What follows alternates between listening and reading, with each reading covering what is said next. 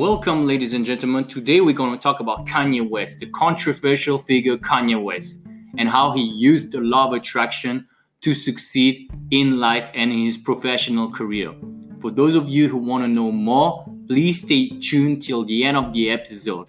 Also, again, thank you so much for sharing, commenting, liking my videos. It does help my channel grow. And by all means, even if you feel like you want to hate on my videos, please comment on my videos because it does help as well. Thank you so much. And if you really don't want to help, by all means, don't watch, don't comment.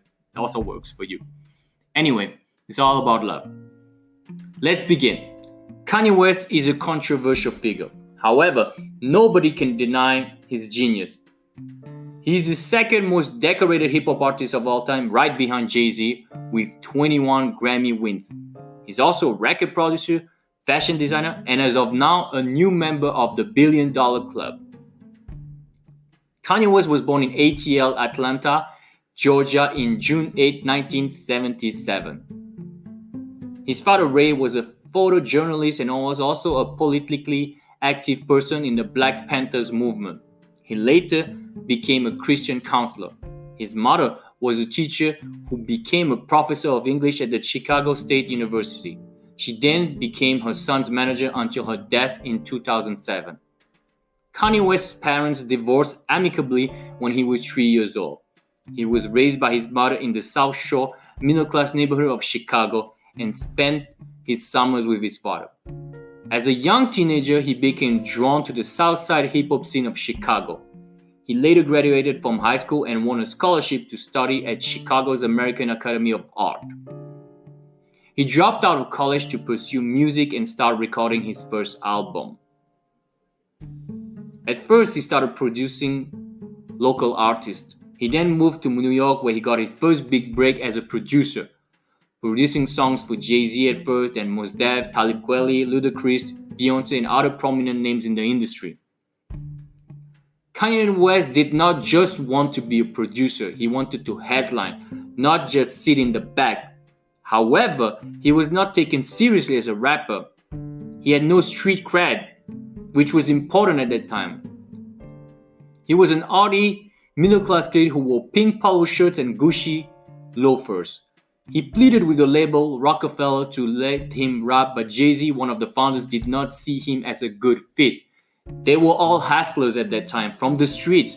He did not fit the bill. Kanye West often cried after meetings, letting out his frustration. Damon Dash, the other co-founder of the label, reluctantly signed Kanye West as a rapper, but he did so mostly to keep him as a producer. That October, Kanye West was involved in a head-on car collision that left him with a shattered jaw. He later went on to record a song about his accident named Through the Wire. He wrote much of his first album during his time in recovery. His first album, The College Dropout, came out and made him a superstar, someone to be reckoned with. It broke the gangster rap style mold, with themes including consumerism, racism, religion, keeping up with the Joneses, and other things of that nature. Kanye West also added his own flavor and style, adding stronger drums, gospel choirs, and strings. He went to start his own label and called it Good Music, and made several more albums after that, all unique, original, and different from one another. His creative, disruptive genius as well as his antics made him a controversial figure, no less inspiring and fascinating. Kanye West had also dreamt of being a fashion designer during the post-graduation album. Kanye signed a deal with LV, Louis Vuitton, to release a line of shoes that went on to become a huge hit. After that, Kanye signed a deal with Nike to design his own pair of shoes.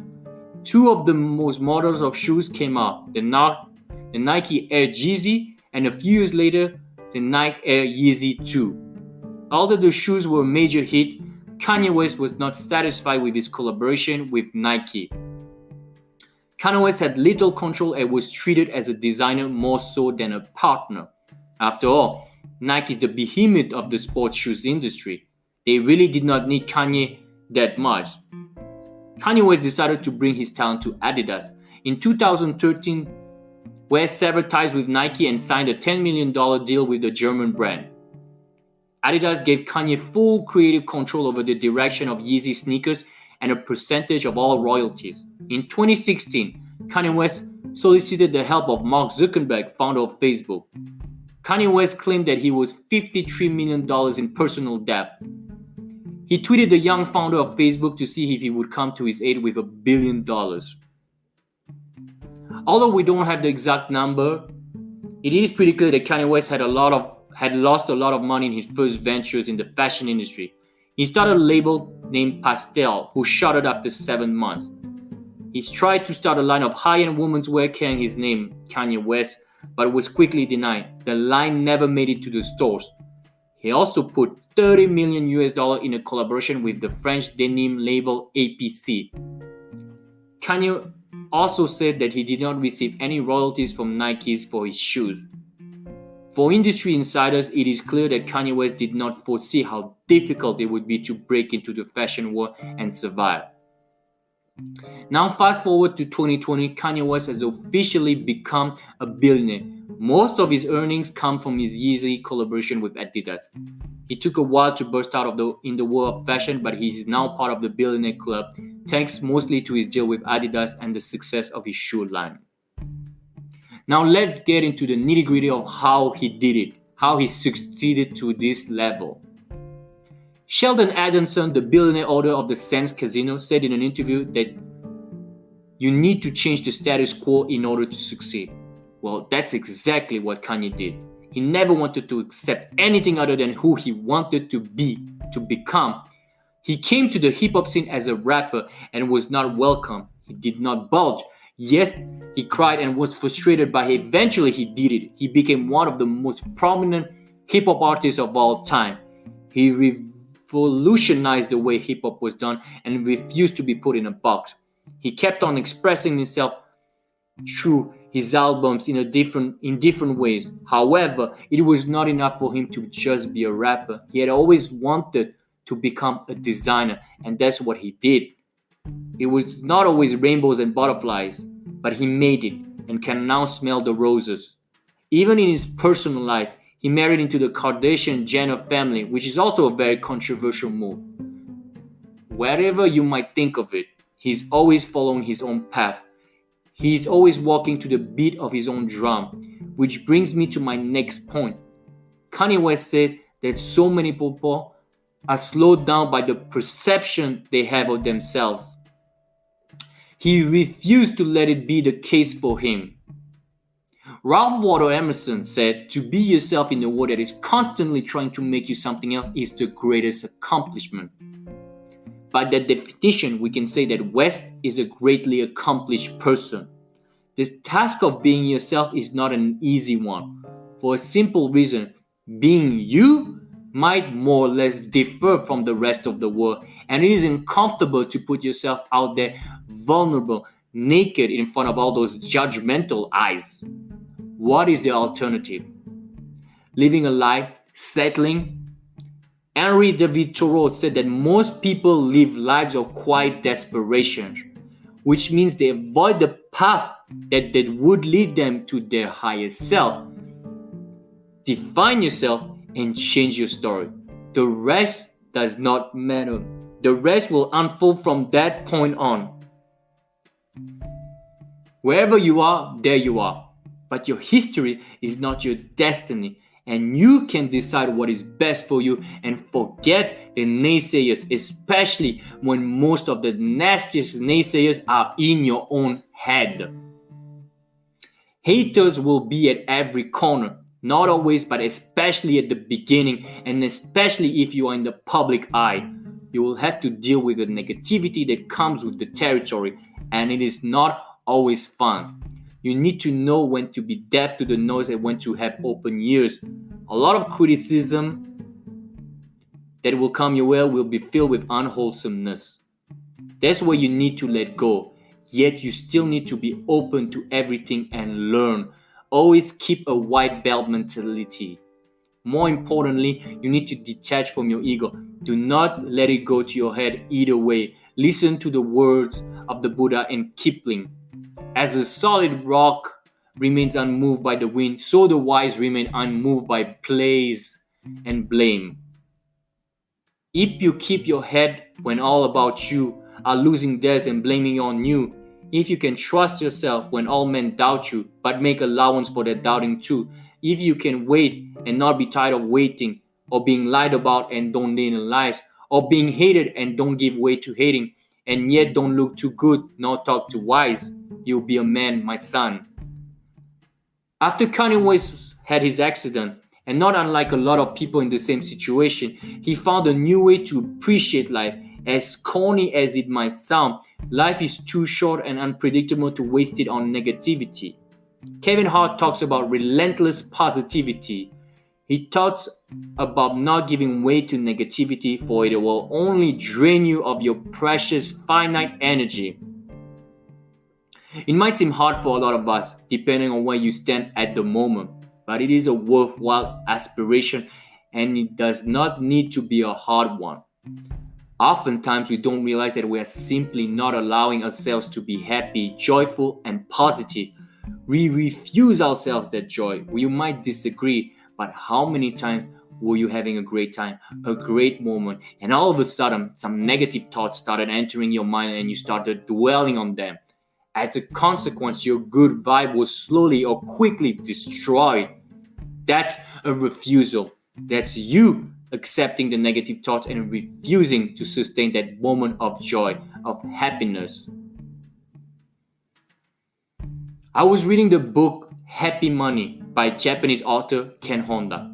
In one of his chapters, he says that everybody can be a millionaire and or successful. It may take time, but finding a place where your skills and talents shine is the most important thing you can do to guarantee your own success. It is perfectly okay to spend 10 years to figure out what to do, but once you find it and do it well, there will be nothing to stop you from being successful. It matters not what you do, but how you do it. You might think that what you are doing now is a joke, a hobby. You might think there's no people interested in what you have to offer, and that's where you're wrong. Especially in a world so connected and with over 7 billion people. You are not alone, and who you are and what you do matters. Once you have found it and are becoming more and more of your authentic self, know that there are people out there who are looking for what you have to offer. Everybody needs to read the essay by Kevin Kelly, 1000 True Fans. Here goes. To be a successful creator, you don't need millions. You don't need millions of dollars or millions of customers, millions of clients or millions of fans. To make a living as a craft person, photographer, musician, designer, author, animator, app maker, entrepreneur, or inventor, you need only thousands of true fans. A true fan is defined as a fan that will buy anything you produce. Those die-hard fans will drive 200 miles to see you sing. They will buy the hardback and paperback and audible versions of your book. They will purchase your next figurine sight unseen. They will pay for the best of DVD version of your free YouTube channel. They will come to your chef's table once a month. If you have roughly 1000 true fans, aka super fans, you can make a living. If you are content to make a living but not a fortune. Here's how the math works. You need to meet 2 criteria. First, you have to create out enough each year that you can earn on average $100 profit from each true fan. That's easier to do in some arts and businesses than others, but it is a good creative challenge in every area because it's always easier and better to give to your existing customer more than it is to find new fans. The takeaway: 1000 true fans is an alternative path to success other than stardom. Instead of trying to reach the narrow and unlikely peaks of platinum bestseller hits, blockbuster, and celebrity status, you can aim for direct connection with 1000 true fans. On your way, no matter how many fans you succeed in gaining, you'll be surrounded but not by fetish infatuation, but by genuine and true appreciation. It's much saner destiny to hope for, and you're much more likely to actually arrive there. Do not be fooled. 1000 true fans is just a number chosen to show you that it's all you really need to make a living. It does not have to stop at that. Celebrities nowadays use the same principles of creating great content and being closer to their fan, to a lesser extent, obviously. The 1000 true fans can be complemented with a few other principles. Seth Godin and his tribe concept. A group of people connected to one another, connected to a leader, and connected to an idea. The law of compensation by Emerson states that each person is compensated in like manner for that which he or she has contributed. Jim Rohn said that we get paid for bringing value to the marketplace. It takes time to bring value to the marketplace. Income does not far exceed personal development. Work hard on yourself than your job. Earl Nightingale said that the only way to earn money is by providing people with services or products which are needed and useful. We exchange our product and service for the other man's money. Therefore, the law is that our financial return will be in direct proportion to our service. Success is not the result of making money. Making money is the result of success, and success is in direct proportion to our service. Most people have this law backwards. They believe that you are successful if you earn a lot of money. The truth is that you can only earn money if you are successful. Decide to be successful right now and inspire. All great entrepreneurs add value. They do not necessarily chase money, status, or recognition. They add value. Look at Richard Branson, Jeff Bezos, Elon Musk. They want to add value and change the status quo. They come to different industries and disrupt them to change them for the better.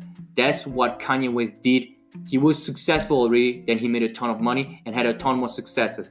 He succeeded in believing in himself. He succeeded in creating amazing, unique songs and designs. He succeeded at being his true, authentic, highest self and expressing himself in a way that adds value to people's life. Last but definitely not least, he succeeded in inspiring people. I want to close on this very important point. One of the things that Kanye West talks about often is the will to inspire. Inspiration is what it's all about. He wanted to show the world and the youth what is possible. He wants to show that we have been wrong to think so little of ourselves and our potential. He wants to show how much is actually achievable and how short we actually selling ourselves. I heard that inspiration is adding value to this world with our beautiful thoughts, words, and action. You too can find a way to make this world an even more beautiful world with your uniqueness, creativity, and imagination. And that is the end. Thank you so much for listening. Check the link in the description box below to check my latest book on this very topic of how celebrities use the law of attraction to succeed. Thank you so much again, and see you soon.